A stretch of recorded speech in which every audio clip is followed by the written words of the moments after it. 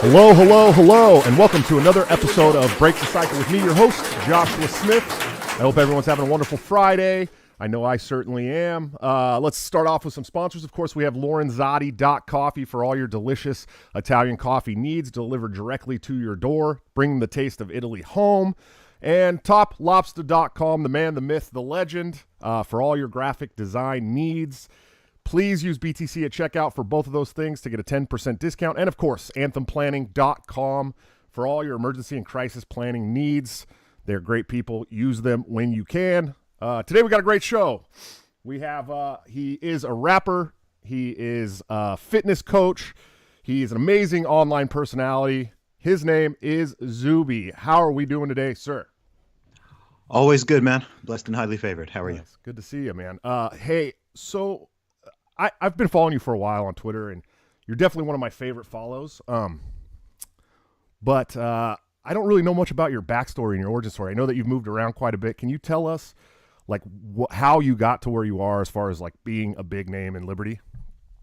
Yeah, no problem. So I'm from a lot of different places. I was born in the UK. I moved to Saudi Arabia as a baby and lived there. Ended up in total being 19 years. But when I was 11 years old, I went to boarding school back in England. So I was back and forth between the two countries during my preteen years and during all my teenage years. I did really well in school. I went to Oxford University, studied computer science. I started rapping during my first year of university and released my first album in my second year of university. After I graduated, I spent 1 year doing my music full time. Put out more releases, was gigging, traveling, selling my CDs, all that stuff. And then I actually moved to London and worked in the corporate world as a management consultant for 3 years while still doing my music stuff on the side. In November 2011, so almost 10 years ago, I left that job and I went to go pursue my music full time. So I've been self-employed now full time for almost 10 years. In 2019, stuff really started to take off. I had a lot of rapid audience growth. I had that very famous viral deadlift video, which went crazy. And that was the sort of gateway drug to a lot of people discovering Zuby and everything that I do, from my music to my podcast, which I'd started at that time. Later on in the year, mid-2019, I released my first book, Strong Advice, Zuby's Guide to Fitness for Everybody, which has now sold almost 5,000 copies independently in 60 different countries, which is pretty cool considering it's not even on Amazon. And I've just become known for a whole bunch of different things. Some people know me purely for my music. Other people know me for my social commentary. Some people know me for my fitness work and stuff like that. And that's cool. As long as people know me and find some value in what I do, or they like one aspect of it or some combination of it, then I'm happy. Sure. Yeah, and you're the UK women's deadlift and bench press record holder. Yes. Can you talk? It wasn't very hard to break. Oh yeah. Can you talk a little bit about that? And tell us, like, why you did that and what you hope to accomplish? Yeah, sure. So this is going back over 2 years ago now, which is crazy. So February 2019, I posted a 9-second video of me doing a 230 kilo deadlift. I think that's around 520 pounds roughly. And I simply captioned it. I wrote a tweet saying something like, I keep hearing about how there's no biological strength difference between men and women. So watch me destroy the British women's deadlift record without trying. P.S. I identified as a woman whilst lifting the weight. Don't be a bigot. I just posted that to my account. I had 18,000 followers at the time. I put out a lot of tweets. I didn't necessarily think that this particular one was going to do what it did, but it ended up, I think that tweet has now done about 15 million impressions, got 3.7 million views on Twitter alone. That's not counting it going viral outside of Twitter, on Facebook, on Instagram, on YouTube, all the interviews I did. The thing just went bonkers. It went totally crazy. The reason I did it is because we live in Clown World, and Clown World has been growing over time. So like I said, this is 2 years ago, and this issue still is raging on. And the fact that it's even a debate shows how stupid and cowardly our Western society has really become. I mean, people are genuinely here pushing to have biological males compete with biological females in pro sports. And either they're so dumb that they're not legitimately seeing the problem there, or they're so brainwashed that they're not seeing the problem there, or they see the problem, but they're so ideologically possessed, or they're so cowardly, which I think is probably the most common thing, that they don't want to push against it, or they'll even push for it in that case to sort of virtue signal and show off their ideological credentials. It's frankly a stupid idea. And so I wanted to show rather than explaining, right? When ideas are particularly stupid, sometimes it's better to just run with them and agree and amplify rather than to confront them head on, because these people don't reach their positions via logic. So using logic on them in return doesn't necessarily work. So I just said, hey, look, all right, I'm gonna adopt your position. You say a woman is, I've heard a lot of these advocates say that a woman is anyone who identifies as such. So by their very definition, I am a woman. Specifically, I'm a transgender, gender fluid woman, because I'm not always a woman, only when I deadlift or do go for PR attempts. So by their logic, I actually am the British women's deadlift record holder, because I broke the record. So either it was sort of a checkmate move. So it's either I am a woman and I have the record, or I'm not a woman and this idea is silly. So people need to pick one. I think most sane people, I know for a fact most sane people know that the latter is the correct answer. But for these gender ideologues who are really, really pushing this issue and a lot of other issues that are linked to it, then they would have to accept that, yeah, okay, she said that she's a woman. So number one, we can't misgender her. And number two, give me my record. Yeah, absolutely. And you're a bigot if not. I mean, that's it. Exactly. Yeah. You're transphobic, hateful. Yeah. So kind of segueing from that, you also got banned from social media for a while for the term "okay, dude." Could you talk a little bit about that? Tell us how that came about. Why in the hell would they do that to you? Oh boy. I mean, I'll have to use. They never really explained it, so I'll need to make some assumptions here. So what happened was last year, again in February, all the exciting stuff happens in February. I posted a list of 5 ways for single women to attract. I think I was like 5 ways for a single woman to land a great guy. And it was something like maximize your looks, be sweet, don't be annoying, learn to cook, and grow your hair long, or something like that, which is accurate, by the way. But anyway, I tweeted it out there as a half jokingly. It is serious, but it's half joking. And the list went viral, as is kind of predictable. I mean, I can sometimes predict when my tweets are going to go viral. So it went crazy, people agreeing, disagreeing, people getting upset. There's a lot of people who spend time on social media just trying to find stuff to be mad at. So I figured I'd give them something. And someone responded to it. It was another verified account. And it said something like, I bet I sleep with more women than you do, and this is terrible advice. And I literally quote tweeted it, and I just responded saying, okay, dude, ... That was it. 1 week later, I'm on a train going from London back down south to Southampton, and I receive an email from Twitter telling me that my account has been locked for violation of their hateful conduct policy, which is really confusing. So I'm like, wait, is this a real email? Is this some kind of phishing scam or something?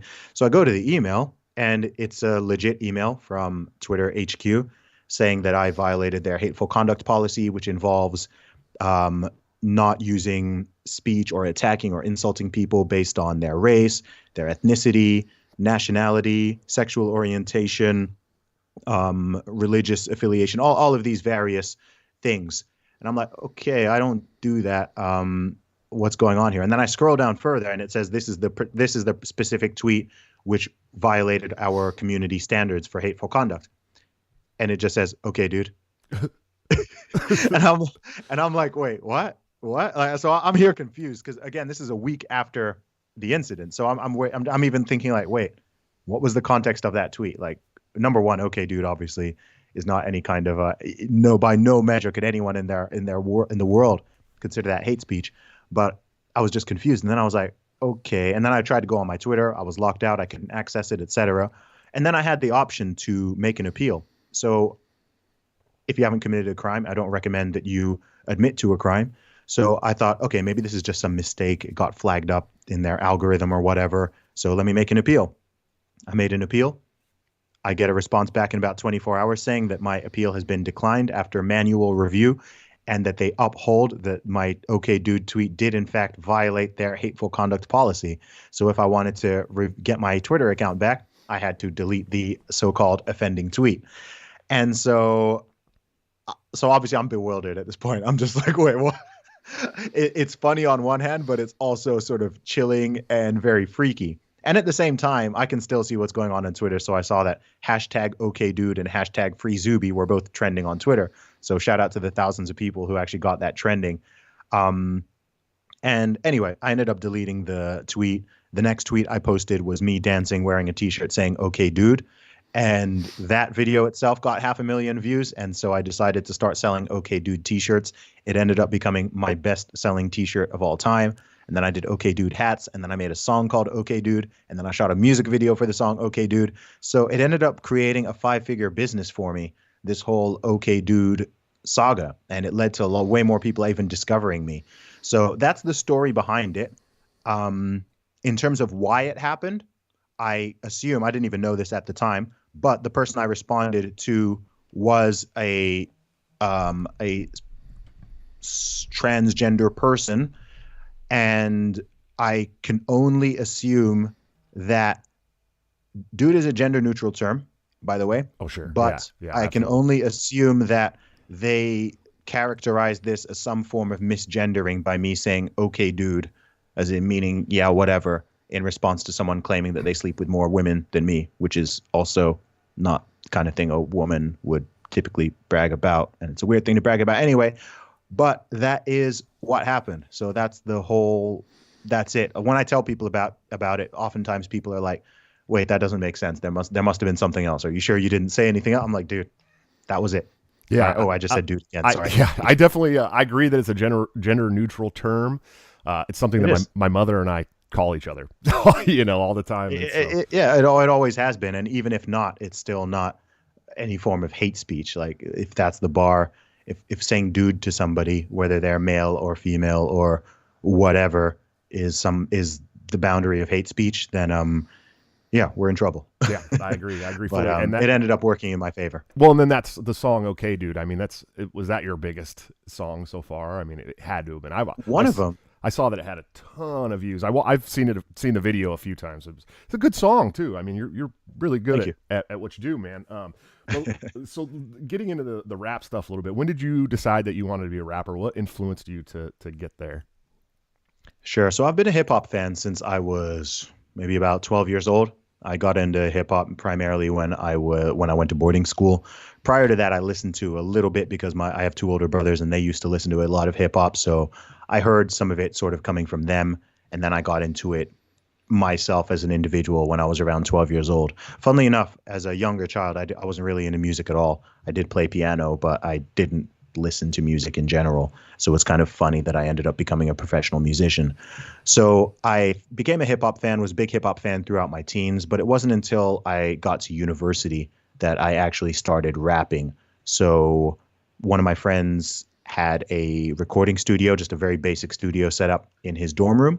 And so I would go in there, I'd download beats off the internet, write some stuff down, go in there and just record. And I got good at it quickly. I mean, I released my first album about 10 months after I started rapping. And I ended up selling a few thousand copies of that album just independently, just going out, doing the street hustle, talking to people, promoting and selling my CDs and my music like that. And then I started doing gigs, etc. So that was really when people started paying me for my music, when people actually started buying CDs or paying to come to gigs, that was where the real light bulb went off as to, okay, maybe this is something I can do as more than just a hobby. Maybe this is something I can take more seriously and I can really work with it. So from that point on, I'd say after about 6 months to a year in, I knew, okay, cool, this is actually what I want to do. Sure. And so who are some of the artists that influenced you? At the time, I would say LL Cool J, Gangstar, Kanye West, Nas, Jay-Z. Now, a lot of those artists still. One of my favorite rappers is also Tech-9. Oh, yeah.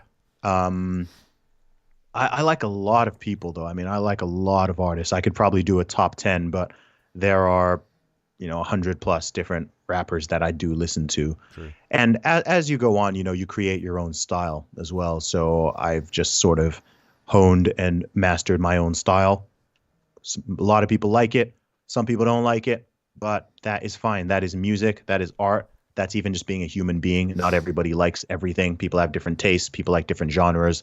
Within genres, people like different artists, etc. So one thing you have to do as an artist, or I think as a creator in general, is just accept, okay, cool. This is for a segment of the population.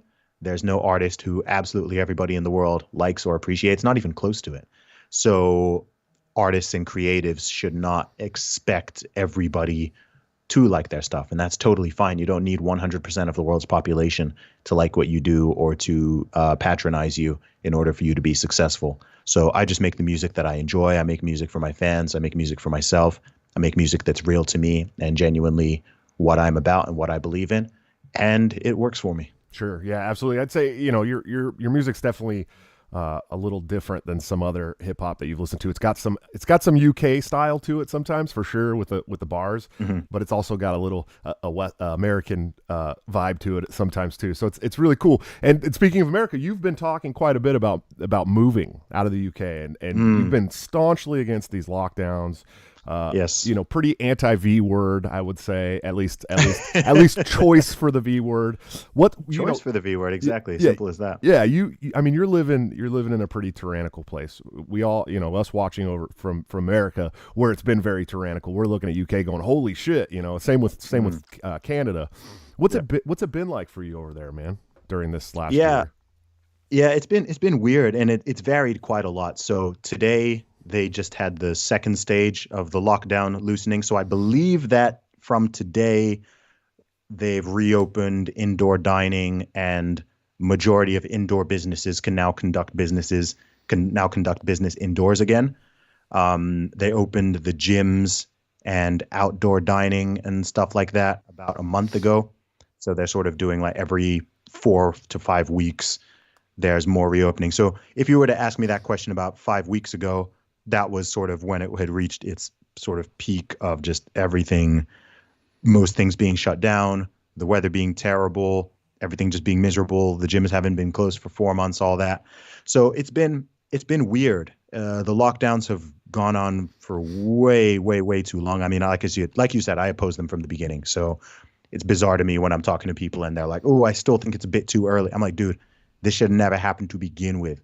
Like, it's gone on for so long that people now assume the lockdown is the default. And they've also been paying a lot of people hush money in furlough money. So there are a lot of people who don't really want this to end. I'd say maybe about 40 to 50% of the population let's be a bit more generous. Maybe 30 to 50% of the population don't really want this to end. I actually saw a poll that went out where it said something like 40 something percent of British people actually enjoyed the lockdowns and will miss them. So that that in itself says a lot, right? But it's also because so many people have been being paid. So people have been being paid to sit around and not do anything. And a lot of these are people who don't travel a lot anyway, who weren't necessarily living particularly exciting lives to begin with. So I think if you're like that, then it's easy to sit there. As I said, if you still have your source of income and you're not running a business that's been shut down, or you aren't having any severe mental health issues or suffering in other ways, it's very easy to sit like that. I mean, all the politicians and media people are in this position as well. So that's why it's so easy for them to push for lockdowns and push for these mandates and all these restrictions, and then just label anybody who doesn't want to go along with it as some kind of selfish person or horrible person or whatever, which I think has been really insidious, deeply insidious, very, very unsympathetic, very unempathetic. And yeah, I oppose it. I mean, I oppose it totally. It's, one of the worst things about it, there's a lot of really bad things about it, but one of the worst is it's just totally destroyed this illusion that we live in a free country. Totally destroyed that myth, right? Our entire lives, they've said, countries like the UK, USA, Canada, Australia, these are free countries, right? We're not like those other countries in Korea. We're not like North Korea or China or certain Islamic countries or whatever. We're the freest countries in the world. People have rights. People have free. I'm like, dude, that was all a lie. It was all a lie. Sure. Right. That's the thing. So it's like, wow, what a gut punch, man. Right. Like, So you're telling me it was all a lie? I mean, even in the USA, I see that the CDC a couple days ago are now saying, oh, now if you're fully vaccinated, you're allowed to hug your family. You're allowed to take your mask off outside. You're allowed. And I'm like, who the heck do all these people think they are? They just Who do changed you think you are? they Like, just changed that to taking your mask off inside now, by the way. oh, wow. You can. You're now allowed, as if the CDC as if you're a child and the CDC is your daddy, or you're a child and the science, the experts, the government is your daddy. I mean, it's embarrassing. It's embarrassing that people have even been going along with it and been so compliant. So for me, that was just like, there were a lot of straws, but there were just certain final straws that were just getting hit for me, where I was just like, you know what, man, I can't even. I mean, I was going to leave the UK anyway, but it just accelerated it for me. I was just like, you know what, like, I can't deal with this. As soon as I can get out of here, I'm going to get out of here, and I'm not. I'll come back to visit if they allow me in. But it'll end up working out for me positively in the long run. And I'm totally location independent. I'm in a very good position, so I don't need to be in any particular city or any particular country to make a living and be comfortable. So look, I've pushed a lot over the past 14, 15 months to wake people up and to try to show people what's going on, despite all the mud that's been slung on my name and all the insults and all the attacks and the attempted shaming and all of that stuff. I don't care. But ultimately, I have to look out for number one, and I'm not going to stay on what feels like a sinking ship. I hope that I'm wrong with how far it could go, but I'm not in the, okay, let me stick around for another 6, 12 months or several years and let me see how this all materializes, because it's already been going very, very sideways, and I don't like the direction. I don't like the way it's trending. And for me, it's just enough. I just hit that stage where I was like, all right, enough. And where I'm going to go, I mean, I'm working to get a US visa, and I'll definitely be out in the US this summer. In terms of super long term, I don't know. I might just become somewhat nomadic. Yeah. I don't know. I've got a lot of options. I've got a lot of flexibility, so we'll see. I know there's some people in Florida that are saying you should come check it out, man.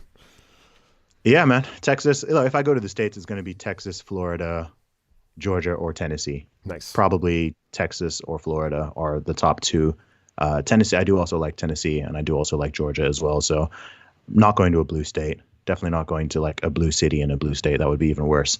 Sure. And that's not even based on politics. Like, I have no problem with living amongst people who are, more liberal leaning or whatever.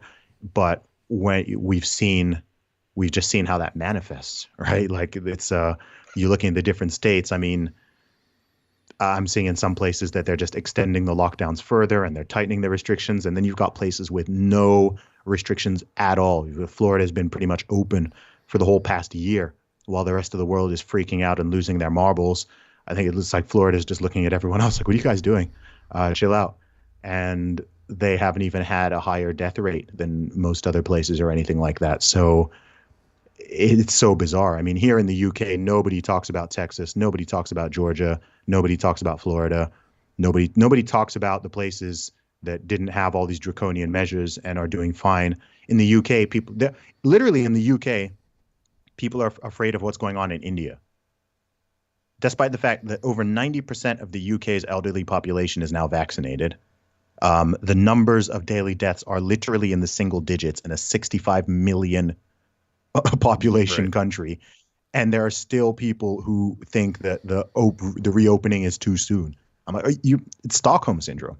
It's actual Stockholm syndrome. Like, some people do not want this to end. Like, if you live in the UK and you still think that there should be all these ridiculous restrictions and measures and mandates, and honestly, like, you're brainwashed. I can't even sugarcoat it anymore, man. I've been trying to be as empathetic as possible over the past 15 months.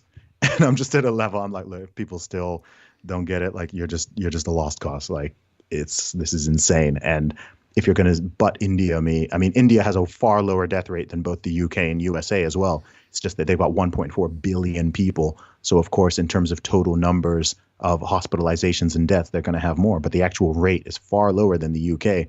But people are just freaking out about the India variant. It's like, honestly, it's embarrassing to me, man. I'm just like, geez, sometimes I feel like I'm a different, I don't know, like a different species or something. It's it's wild to me, man. It's wild. The past year and a half has just revealed so much about individuals, about society, about the government, about psychology, just the way these things happen, and it's been deeply uncomfortable for me. Not the virus at all. Sorry to anyone who's lost somebody to it, just like I'm sorry for anyone who's lost anybody to anything. But the response, there's been no proportionality. I mean, I won't get too conspiratorial, but I've said from early that this thing's not about health and isn't hardly about a virus. That's just kind of like a convenient way to do certain things. But yeah, like I said, you got to save yourself. So I'm gonna look out. I'm gonna look out for number one ultimately. Yeah, absolutely. And you talked a little bit about people being paid to stay at home. At Yes. least here in the States, it's essentially turned into this like UBI situation, right? Like a universal basic income. On top of your unemployment, you're getting like another $500 or something. People are basically getting like $2,500 every 2 weeks dropped into their bank accounts to stay home. This is way more than they were making at the restaurant or their minimum wage job or whatever. So now we have a problem in the States staffing businesses. I think it's the best argument I've ever heard against a universal basic income is, hey, look, if you pay people to stay home, they're not going to work. They're just not going to work. It's have you guys kind of had the same thing in the UK? Were people getting paid a lot of money to stay home, more than what they would normally make? Yeah, I don't know if it's necessarily more, but I think a lot of the furlough was 80% of standard salary. But if you think that a lot of people will spend 20% on, commuting and various things that they do anyway, it's essentially being paid full time, being paid just normally, right? Being paid your full-time salary to do none of the work in certain cases. So look, human beings respond to incentives. You can train humans. I mean, it might be easier to train humans than it is to train dogs. And I say this as someone who loves human beings, but it's crazy. This, especially when you have the power of the media, you have the authority of the government and the so-called experts, or a tiny handful of scientists, right? Not science itself, but a handful of scientists who are on certain payrolls and have certain incentives themselves to push various agendas. And you just see that, people like, I can see it all around you, man. I'm seeing Ron Paul there. I'm seeing your T-shirt. I'm seeing Austrian economists on your wall right there. People like yourself and myself, we are rare. We are rare. We are people who have a healthy skepticism of the government and the system and the way certain things run, whether that's monetary, whether that's general role and scope of government, whether that's the nature of rights, whether they come innately or from God, or if they are just gifts given to you by the government. We are in the minority. People who think like us are in the minority. And most people do not think that critically. They outsource their thinking. They assume that if it comes from an authoritative source, whether that is CNN or it's certain social media accounts, or it's the government itself, or it's the CDC, or it's the NHS, or it's the WHO, or one of these other alphabet organizations, they take it as gospel, right? When they told people not to wear masks, they took it as gospel. When they told people to wear masks, took it as gospel. When they tell people to keep wearing a mask, even if you're vaccinated, they take it as gospel. When they say, hey, you can take off your mask now if you're vaccinated, they take it as gospel. Like, those things cannot all be true, right? Like, Right. right? Like right? It can't go from, oh, masks don't work to masks work. Like, you're wrong one of these times, and people don't ask these questions. People just go along with it, go along with the herd. And majority of people also, look, the majority of people know that there's a lot of nonsense going on, but they don't want to be the one who says it, right? We have an epidemic of cowardice, and this predates 2020, but people are just scared to tell the truth. People are scared to be honest. People are scared to not be in the majority on a whole bunch of different issues. And that's how we end up in this mess. And that's the thing that freaks me out, man, because I'm just like, look, like, when I'm surrounded by people who are not thinking and who are just going along with groupthink and going along with mob mentality, or just completely succumbing to any type of authority, that freaks me out, man, because that's how really bad things happen.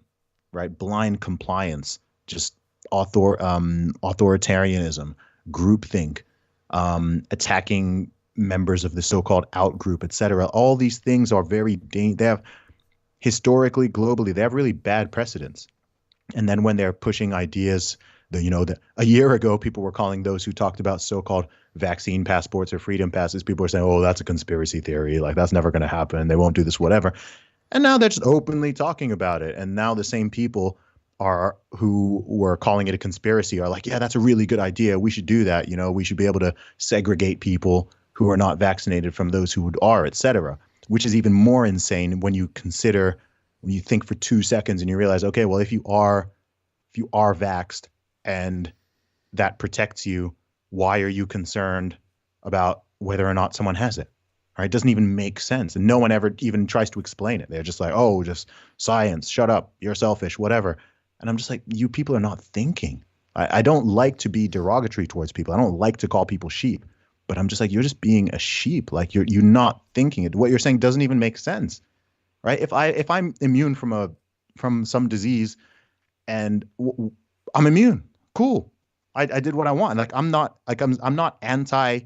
You say anti-V word. I'm not anti it at all. Like I don't care. Like majority of people I know have got it or will be getting it, and that's up to them. And it should be up to them. It's that simple. I'm just against I'm just against coercion, right? Which everybody was like in 2019. And then suddenly this changed because there's a virus going around with like, I don't know, a 99.9% approximate survival rate in most demographics.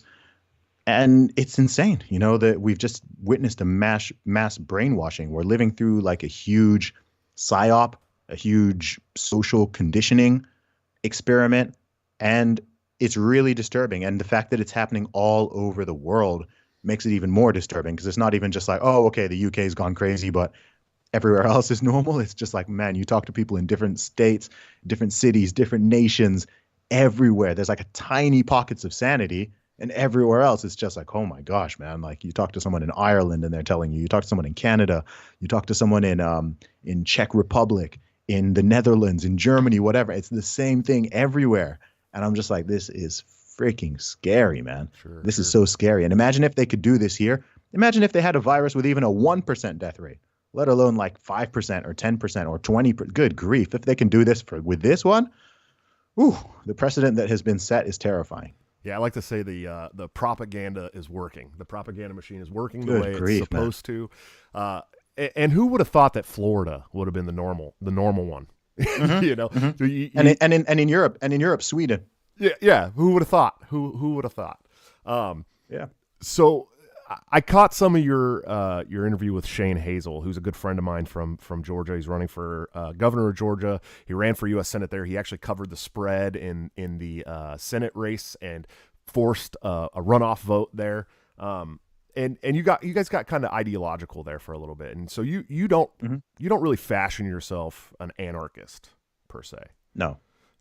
Yeah. So I didn't get to catch the whole thing. I just kind of heard you talking about, roads and this and stuff. What kind of philosophical ideology would you say that you ascribe to the most? Is there one, or do you just take from a bunch? Or I don't have an ideology because I think the danger of having an ideology, I guess you could say my ideology is Christianity. That's my religion.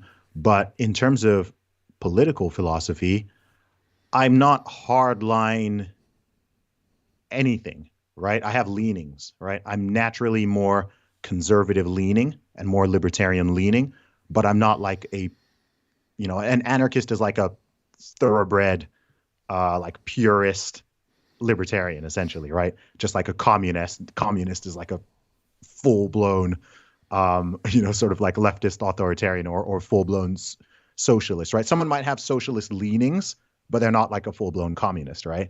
And then someone might have libertarian leanings, but they're not, full on ANCAP, et cetera, So with me, it's like I'm, in that political spectrum thing, I'm quite solidly in the bottom right quadrant, but I'm not to the level of, okay, there should be no government at all. Sure. Right. Largely because, that was a conversation I had with Shane. It's just like, it's not realistic.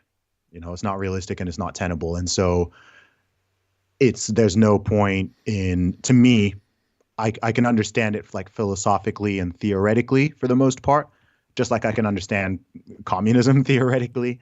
But when it's actually in practice, it's like, okay, well, just because something works in theory or as an idea, it doesn't necessarily mean it works in practice, especially across millions and millions of people. If you take a country like the USA, 330 million people, to me, the notion that that would work without a, formal government is, to me, it's just a pipe dream. And also, even if you think it would work, it's not going to happen, right? The government isn't going to abolish itself and and be like, you know what, guys, we're done. Like it's not going to happen.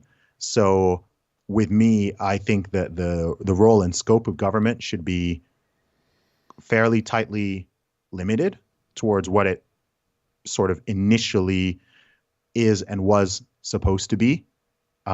Certainly in a country like the USA, I mean, you guys do have there is a constitution, there is a Bill of Rights, et cetera. And so it's quite clearly laid out what the role of, say, the federal government is meant to be and what it's supposed to do.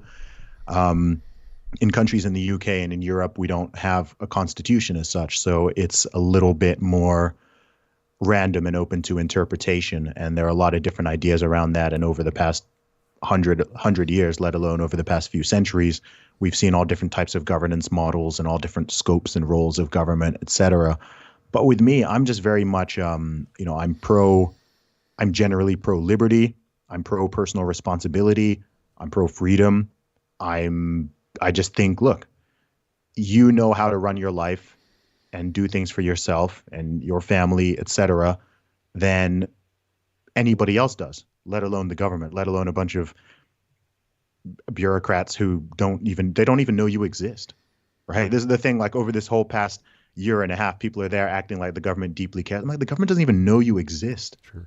Right? Like they don't know you exist. Like do you think the government knows what's better for, you think the government cares about your parents and maybe your grandparents more than you do? No. So why are you letting them dictate to you whether or not you're allowed to hug them or see them or how far you should stand from them, et cetera? It's like, look, if you have a certain concern or you're close to or you live with someone who's got certain health conditions or they're at risk, whatever, our entire lives, we've done this risk management every single day, right? If you're not comfortable surfing, like don't go surf. You don't need a law saying that you're not allowed to surf unless you've passed these tests. It's just like, like human beings are self-preserving. You're not trying to go out surfing knowing you don't know how to swim. If you get sick, I imagine in your entire life, like you've been sick before and you never needed the government to tell you or put in a law or something saying that, oh, if you're sick, you must do these things or not do these things. Or even if you're not sick, you should act like you're sick or whatever. It's just like, stop. No, like, no, we know humanity functions as it is. And the truth is, with freedom always comes risk. Freedom is risky. There's always going to be some trade-offs between freedom and liberty and at least the sense of safety and security, right? We see the same thing here in the UK, right? In the UK, it's generally illegal for a citizen to own a firearm, okay? So someone could make the argument that, okay, in terms of gun violence, the UK is safer than the USA, right? At least on a sort of basic level, right? If you're just to look at stats or whatever. But then if you think of it from a wider level and you think of or you think of it from even a simple freedom perspective, you might also be able to argue, well, the USA is more free in that regard. And sure, okay, there might be a trade-off here, right? If you've got 400 million guns in the country, then yeah, there are going to be unfortunate incidents that happen with firearms specifically, right? Not because guns themselves have some consciousness or some power or the power to do things on their own, but because they are tools that can be used to harm people or kill people, et cetera. But that's one of the trade-offs from freedom, right? What about forget guns, like what about food? What about alcohol, right? Should we ban alcohol? Alcohol, man, I'm pretty sure, certainly in the UK, alcohol kills more people than guns do. I was about to say, there's no way you're banning alcohol in the UK. Yeah, alcohol, cigarettes, right? Alcohol, yeah. Cigarettes. There's all sorts of things. Unprotected sex, should that be banned? Right, that's risky too, man. So there are a whole bunch of things that look like the leading cause of death in both our countries is cardiovascular disease, right, which is highly linked to obesity. And then the second is certain types of cancer, many of which are also exacerbated by obesity. And we know that even 80% of the people hospitalized with this virus are overweight or obese, right? So the problem is, so if it was like, okay, the government really, really cares about you and is willing to take an authoritarian approach to mitigate that, dude, the first thing they need to do is they need to ban food. They need to ban certain foods. They need to put strong, tough restrictions on advertising anything that's not healthy. They need to put in exercise mandates. They need to be subsidizing gym memberships, all that kind of stuff. Of course, they're not going to do any of it, but that would save more lives by far. That would save far more lives than all the nonsense they've been doing over the past year. I don't even, that's not even debatable, right? That's not even debatable. But I wouldn't support that because that's a huge infringement on people's liberty and people's freedom and people's autonomy, right? I want you to go to the gym. I want you to make better food choices, but that's you. That's on you. That's your responsibility. That's your body. You're bearing the risk. You're bearing the consequences of if someone's going to, if someone's going to just eat like trash for decades and destroy their body with cigarettes and alcohol and whatever. I don't want people to make that choice, but that is their choice to make. Right? The government shouldn't be coming in, kicking the door down, asking people if they've done that. Have you done your push-ups today? Have you done Could you imagine?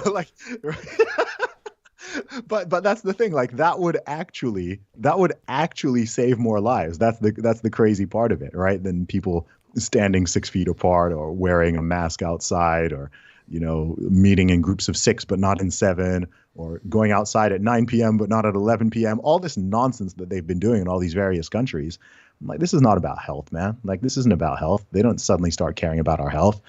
No, they want us fat, sick, and tired. I mean, that's what they want. Yeah, I think they want you alive. I think they want you alive because you can't. I mean, maybe you can text dead people, but you're worth more to them alive. But I don't think they want you like strong and healthy and independent and self-sufficient, etc. Because then their role can't keep increasing, right? The weaker people are, the more fractured people are, the more broken families there are, etc.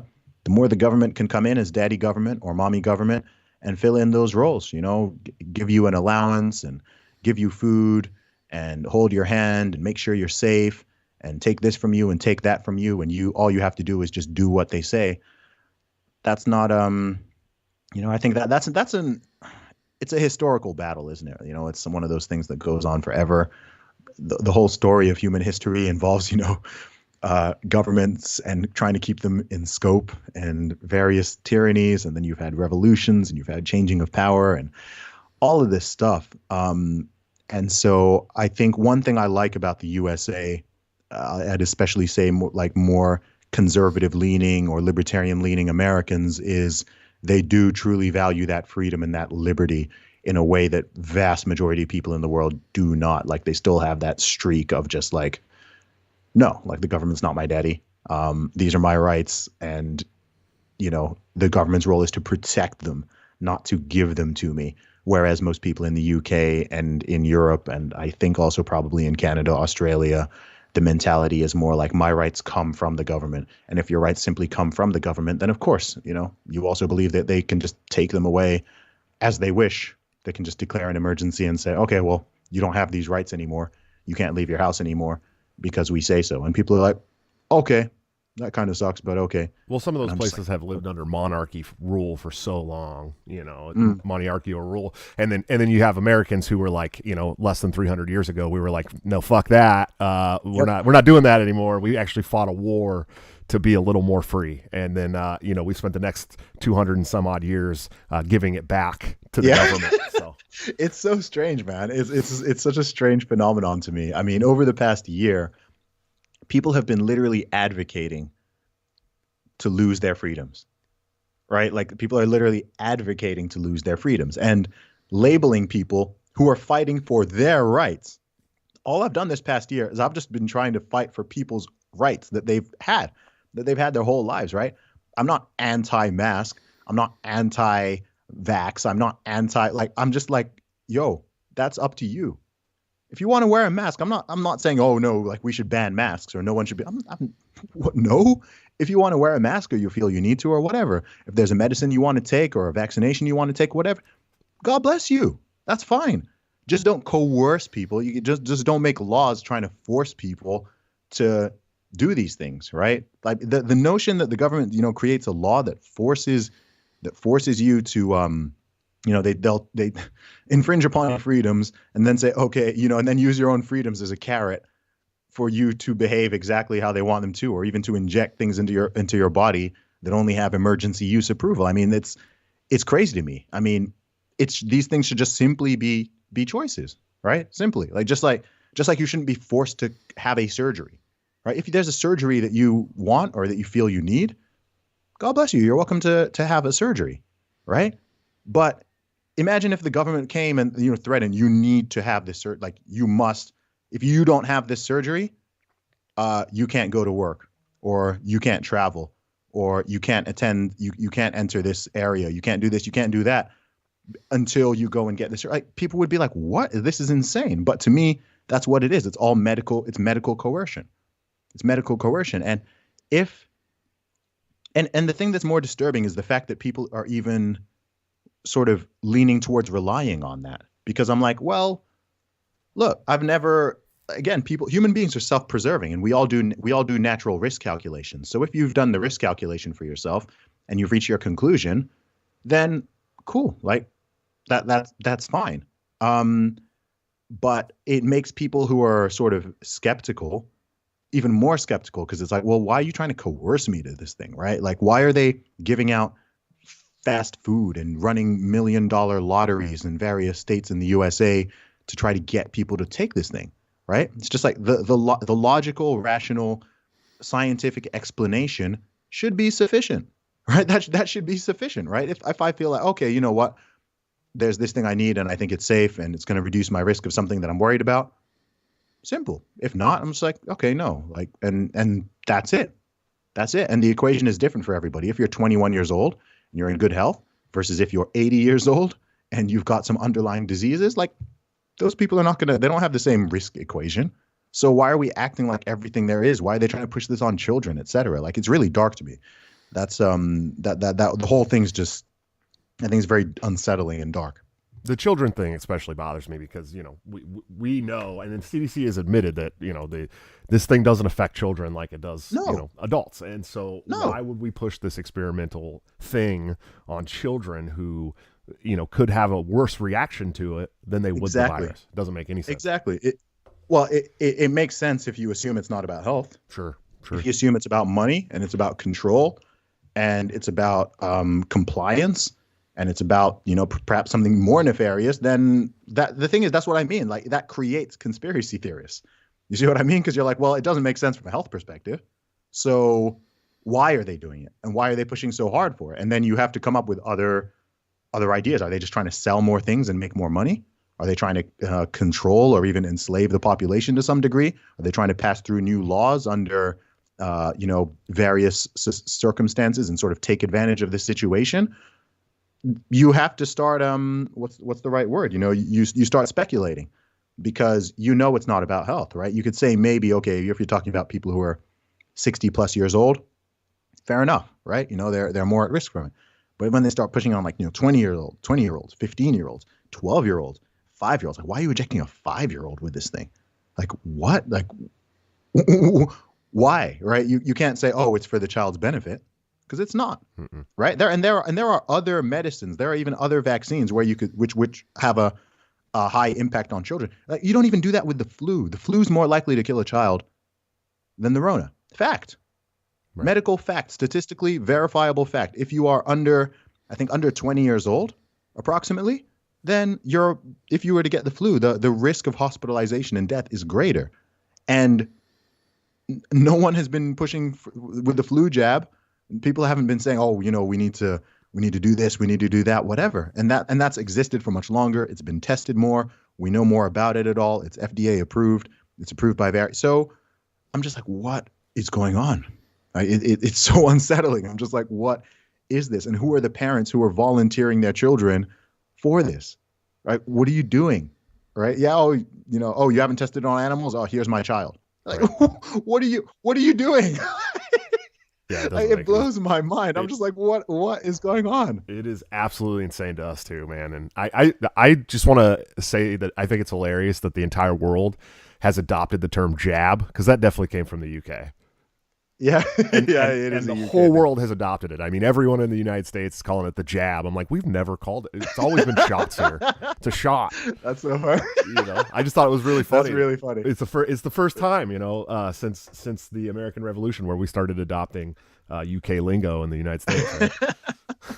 It's good that something came. A lot of things go in the other direction. Yeah, So it's funny to have a word go from the UK to the US. yeah, very strange, man. But so talking about fitness and stuff, you're also a fitness coach. You got a new book coming out, or has come out? No, I have. It's my book came out in 2019. Okay, Strong Advice came out in 2019, but it's an evergreen book. So, it's not like, oh, in those 2 years, the whole fitness and nutrition right. knowledge has totally changed or something. So it's still selling really well. I've been, yeah, I just keep promoting it because it's helping a lot of people. It's going to help far more people. And like I said, it's evergreen. So I will write more books in the future. I don't yet know exactly what all the topics are going to be, but I think I have a lot of potential books in me that I'm going to release at some point during my lifetime. So I'm just taking it step by step. In terms of project, it's the Word of Zuby album. That's going to be the next big project that is released this year. That's going to be coming out officially in about a month or two. And so, yeah, I'm gearing stuff up for that. And that's the main thing I'm working on. But of course, music, the podcast, the book, the podcast, interviews, public speaking, etc. All of that stuff is also going on as well. Nice. Yeah. So you actually, I've been following you about this. You're going to travel some soon to do these public speaking events, and you'll be in the United States. Can you talk about where you're going to be at? So my viewers know. Yeah, sure. So I'm going to be doing an event for YAF, the Young Americas Foundation, conservative organization. I will be speaking at their 42nd or their 43rd annual conference in Houston, Texas. The first week of August, I think 3rd of August, I'll be speaking. And then also Young Americans for Liberty, YAL or YAL. I'll be doing an event that I'll be speaking at their Revolution 2021 event in Kissimmee, Florida, near Orlando. In the same week, towards the end of the week, around August, the event runs from August 5th until August 7th, I believe. So I'm not yet sure which date I'll be speaking on, but I'll be there. So I'll definitely be in Texas and I'll definitely be in Florida by this summer. And I'm sure there will be a lot of other cool things that are going to happen as well. I'm going to shoot some music videos out there. And yeah, we'll see if I'm going to Texas, see if I can get back on Joe Rogan's podcast and do some other cool things as well. Yeah, that'd be cool. You actually been on Joe Rogan, so that's super sweet. I mean, that had to be a huge bump in publicity for you. Yeah, it was good. The thing is, it's not, how would I put it? It wasn't as big a bump as I think people think it was. Like, stuff was already really, really on an upward trajectory. So it definitely gave it helped to accelerate it a bit more and introduce me to more people. But I think there are a lot of people who just think, oh, like Zuby went on Joe Rogan and that they think that was the catalyst. And it's like, no, that wasn't the catalyst. The catalyst happened many, many months before that. And then that happened off the catalyst, if you see what I mean. But big shout out to Joe Rogan, man. Thank you for having me on the show. And he's always been really cool. He's mentioned me on the show quite a few times. That's how I got the OK Dude intro, in fact. It's from one of his conversations on his podcast. So, I'm grateful for every single person who supports me, man. Very, very grateful. I'm in such a blessed position now. Sure. Yeah, absolutely. I think the first time I heard about your deadlift record in UK was actually on Ben Shapiro. Interesting. I remember he was like a quick segment on Ben Shapiro or something. And I was like, I don't listen to Ben Shapiro regularly, but it was like a little quick clip that popped up on my Twitter. I was like, oh man, this guy's great. Yeah, it's funny, man. It's so funny how far that thing went. Like, I'm an independent rapper from the south of England, and it's crazy that millions of people just all over the world saw that and it resonated, and it just became a thing. It's so weird. I was just on my phone, I just tweet something, tap some buttons on my phone, add video, and next thing you know, going crazy. Going crazy, man. It shows the power of the internet for real. Yeah, absolutely, man. Well, hey, we're coming to the end of this thing. Where can people find you at, Zuby? I'm on all social media at Zuby Music. That is ZUBY Music. Definitely follow me on Twitter. I'm also on Instagram, YouTube, and Facebook.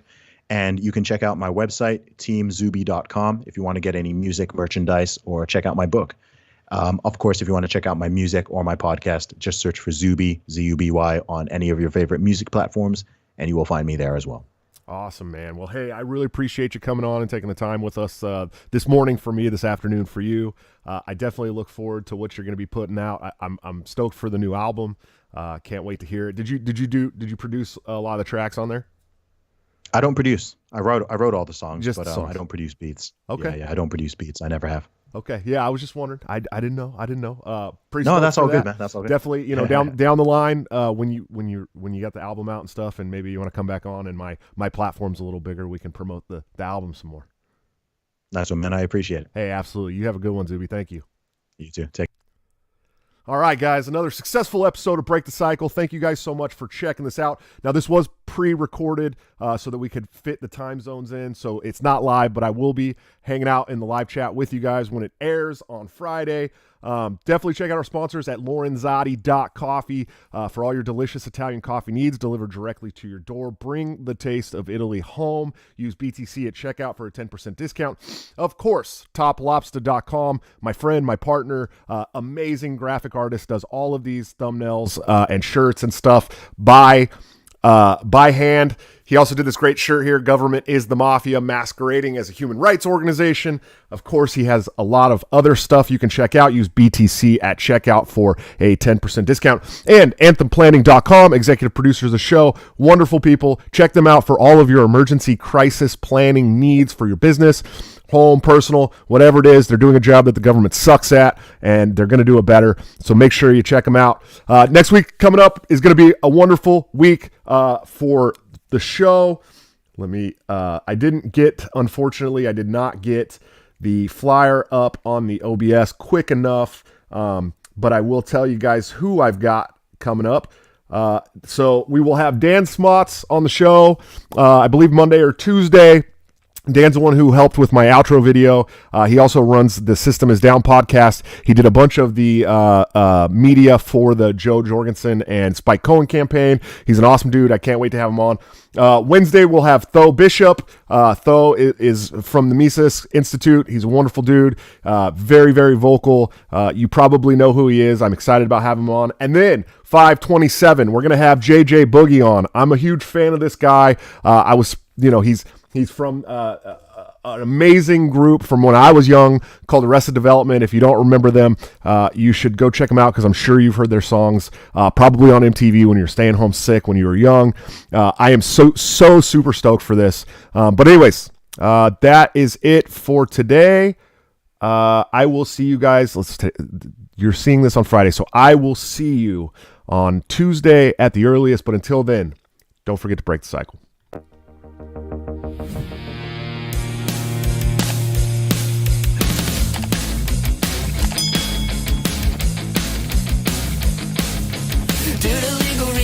Have to explain the lyrics of my last song may seem to contain a violent call to action in the verse and refrain, but I just landed in Minecraft. The helicopter part was in reference to GTA 5 and the things you do. So any violence you commit, I am not an excuse because I just landed in Minecraft. Well, Chipper is my friend and he's constantly cold. Accusations of incitement getting totally old. Make your own choices, yeah, you have control because I just landed in Minecraft. Obviously, I would never advocate force unless there's due process and a trial, of course. And if you're convicted, we will make you a corpse in Minecraft, just in Minecraft. You're nothing I mean, you know it. No product finish, cause the clothes from COVID. Holy shit, I think I'm a poet.